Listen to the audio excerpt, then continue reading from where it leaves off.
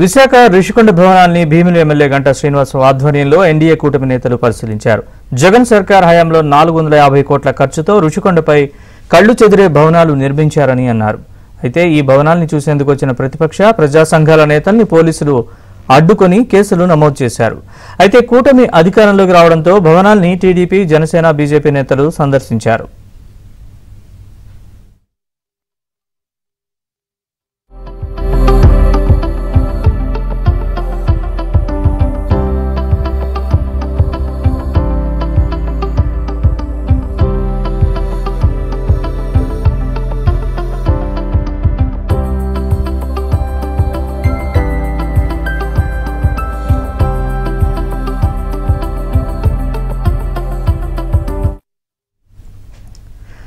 విలాసవంతమైన భవనాన్ని ప్రజా ప్రయోజనాల కోసం ఉపయోగించాలన్న టీడీపీ నేతలతో మా ప్రతినిధి రామకృష్ణ ఫేస్ టు ఫేస్. మనం ప్రజెంట్ విశాఖపట్నంలోని ఋషికొండలో బ్లాక్స్ నిర్మించారు. ఇక్కడ వివాదాస్పదమైంది అని కూడాను చాలా మంది అన్నారు. లోపలికి కాదు దరిదాపుల్లో కూడాను ఎట్టి పరిస్థితుల్లో కూడా ప్రజల్ని కూడా రానివ్వలేదు.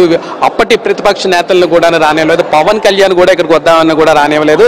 ఆ తెలుగుదేశం పార్టీ నేతలు ఎప్పుడు వచ్చినా కూడా ఇక్కడ అరెస్ట్ చేసేవారు, గృహ నిర్బంధాలు చేశారు. అలాంటిది ఇప్పుడు మనం ఇక్కడ ఉన్న భవనాల లోపల ఉన్నా. ఇక్కడ చాలా మంది టీడీపీ నేతలు కూడా ఉన్నారు. వారి అభిప్రాయం తెలుసుకుందాం. సరే, ఈరోజు చూసారు కదా, మీకేమనిపిస్తుంది? ప్రజాధనాన్ని విచ్చలవిడిగా ఖర్చు పెట్టే ఖచ్చితంగా కనిపిస్తూ ఉంది. ఇది ప్రజలు చెప్తారని చెప్పి ఋషికొండని గుండు కొట్టి ఈ ప్రజాధనం 500 కోట్లు ప్రజాధనాన్ని మట్టిలో కలిపినట్టు చూపిస్తుంది. సరైన అభివృద్ధి లేకుండా ఎవరిని అడిగితే పార్టీలో ఆ రోజు పవన్ కళ్యాణ్ కూడా అడిగారు, ఆయన నిలదీశారు. అలాగే టీడీపీ కార్యకర్తలు మా గంటా శ్రీనివాస్ గారిని కూడా ఆ రోజు చెప్పడం జరిగింది. ఖచ్చితంగా దీన్ని నిలదీసి ఈ విషయాన్ని మాత్రం పెద్ద దృష్టి పెట్టి ఇది ప్రజాధనం ప్రజలకు కూడా చెందుతుంది అనే విషయాన్ని టీడీపీ కార్యకర్తలు చెప్పడం జరుగుతుంది. చాలా మంది మహిళలు ఉన్నారు. అమ్మ, అప్పుడు ఈ భవనాన్ని ఎందుకు నిర్మిస్తున్నారో చెప్పలేపారు. ఇది ఒకసారి పర్యాటక భవనం అంటారు, ఒకటి ముఖ్యమంత్రి క్యాంపు కార్యాలయం అంటారు, ముఖ్యమంత్రి నివాసం అంటారు. ఎందుకు ఆ పరిస్థితి వచ్చింది?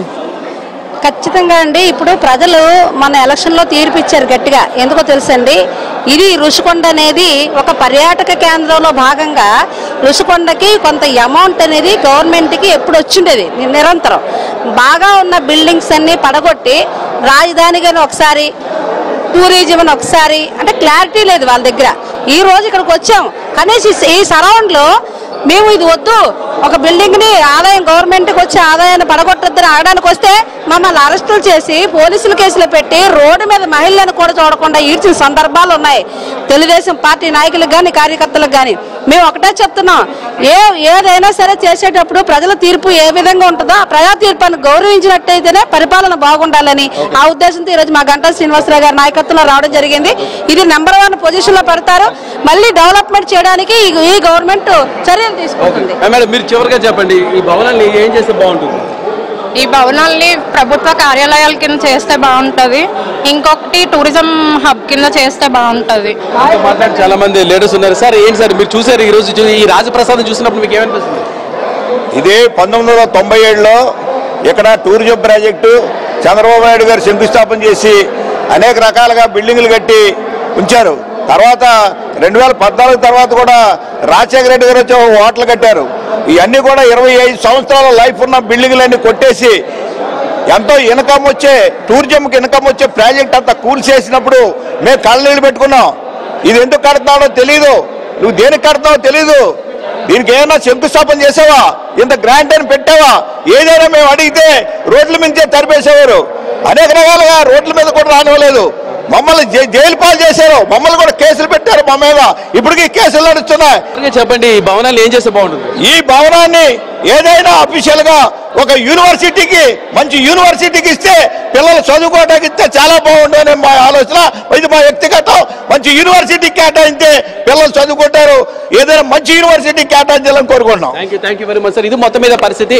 ఋషికొండలో ఉన్న భవనాలన్నీ ప్రజా ప్రయోజనాల కోసం వాడితే చాలా బాగుంటుందని తెలుగుదేశం పార్టీ అనేది కూల్చే ప్రభుత్వం కాదు, కట్టే ప్రభుత్వాన్ని. ఇలాంటి భవనాలని ప్రజల కోసం, ప్రజల శ్రేయస్ కోసం వాడతామని ఇక్కడ టీడీపీ నేతలు అంటారు. వీడియో జర్నలిస్ట్ అభిలాష్తో రామకృష్ణ, ఏబీ జ్యోతి, విశాఖపట్నం.